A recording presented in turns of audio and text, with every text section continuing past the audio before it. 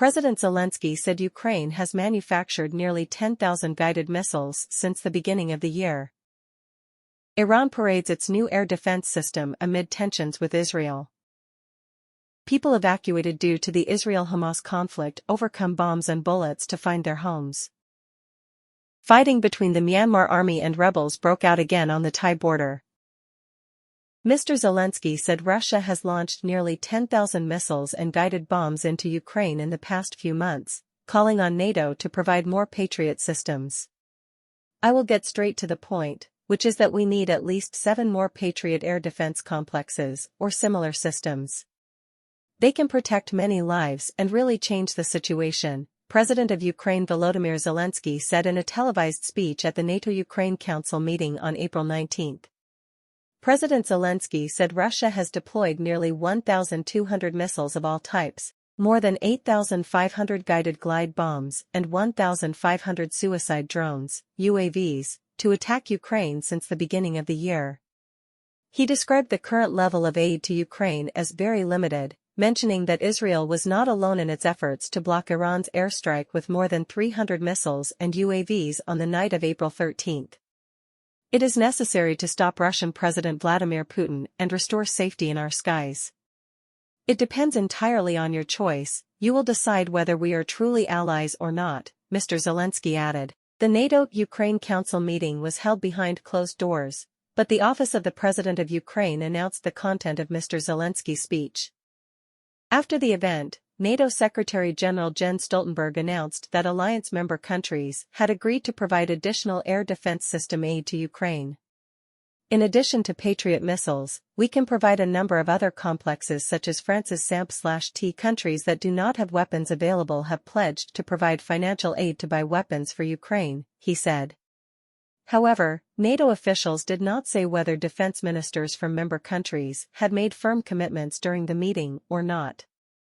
NATO has outlined the systems available in the alliance, some of which can be transferred. An announcement of aid for air defense weapons to Kyiv may be announced in the near future, Mr. Stoltenberg said. Ukraine is asking the West for more aid for the Patriot system when the country's air defense network is exhausted by Russian raids. Mr. Zelensky said earlier this month that Ukraine needs 25 Patriot systems, including 6 to 8 batteries per system, to fully protect the airspace. Iran parades its new air defense system amid tensions with Israel. During the military parade on Wednesday, April 17, Iran presented a series of air defense equipment, including an advanced version of the Bavar 373 air defense missile system. On April 17, Iran held a large military parade just a few days after it conducted airstrikes against Israel. Among the weapons on display is a newly improved long-range air defense system called Bavar 373. Bavar 373 was first introduced at a ceremony attended by Iranian President Hassan Rouhani, August 22, 2019. The upgraded version of this system will be launched in 2022. According to information from the Iranian defense industry, the latest version of Bavar 373 is comparable to Russia's S-400 air defense missile system, can intercept fifth-generation fighters, including the US F-35 stealth aircraft. Iran parades its new air defense system amid tensions with Israel. During the military parade on Wednesday, April 17, Iran presented a series of air defense equipment, including an advanced version of the Bavar 373 air defense missile system. On April 17, Iran held a large military parade just a few days after it conducted airstrikes against Israel. Among the weapons on display is a newly improved long-range air defense system called Bavar 373. Bavar 373 was first introduced at a ceremony attended by Iranian President Hassan Rouhani, August 22, 2019. The upgraded version of this system will be launched in 2022. According to information from the Iranian defense industry, the latest version of Bavar 373 is comparable to Russia's S-400 air defense missile system, can intercept fifth-generation fighters, including the US F-35 stealth aircraft.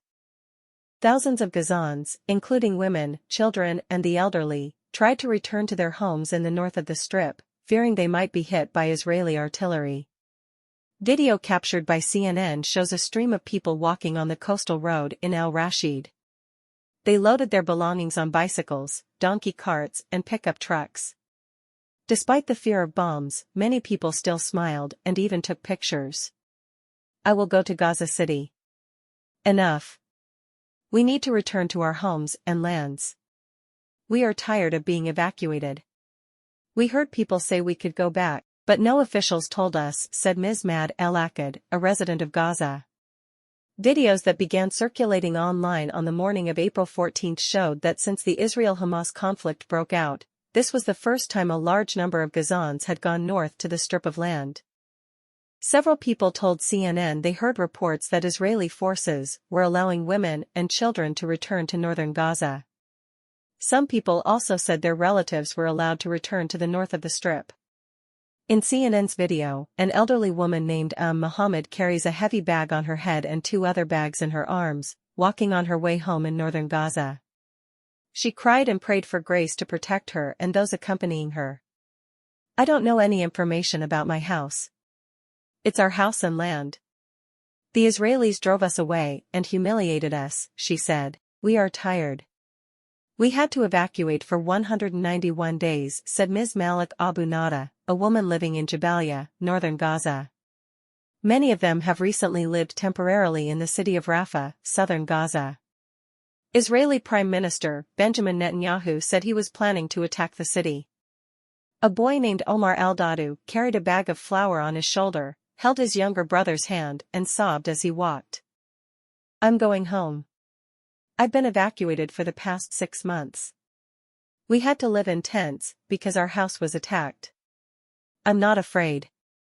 If I have to die, I will die, but I don't want to live like this. I want to go home. I'm tired. My brothers and sisters need to live," said al-Dadu. Responding to CNN, a representative of the Israel Defense Forces said the information allowing people to return to northern Gaza is false. "The northern Gaza Strip is an ongoing war zone and returning to this area is currently not allowed," said a representative of the Israel Defense Forces. On May 15, the Israel Defense Forces again warned Gazans not to return to the north of the Strip. The Times of Israel said Israel is still carrying out targeted airstrikes and operations in the northern Gaza area to counter the reorganization of Hamas forces. Israel Defense Forces spokesman Avichai Adri wrote on X, Twitter, that people should stay in southern Gaza because the northern strip of land is a dangerous combat zone. In fact, many Gazans have been stopped from returning to the northern strip. Mr. Ahmad Ramadan said he tried to go to northern Gaza, but Israeli soldiers stopped him because he was a man. Fighting continues between the Myanmar army and rebels. Clashes between the Myanmar military and armed groups flared up again near the border with Thailand, after a week of relative calm.